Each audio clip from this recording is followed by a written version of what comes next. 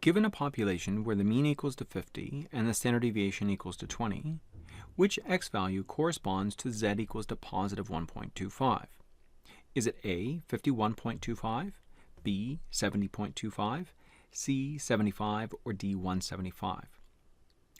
Okay, so all of these potential answers are greater than 50.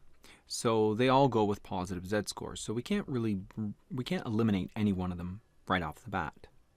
But what we can do is we can write out the z formula and fill in what we know. So we know that z equals to 1.25.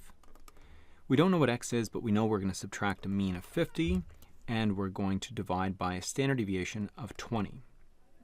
Okay, so we want x to be on its own, on one side of the equation. This is called solving for x. So in order to do that, we have to undo what's being done here. Now, two things are being done to x. We're subtracting 50. We're also dividing by 20. I always go after the division first. So I always do multiply by 20 in order to cancel these. But why do I do that? Why don't I add 50 first in order to cancel these ones out? Well, it doesn't really work out nicely because you're not actually subtracting simply just 50. You're subtracting 50 over 20.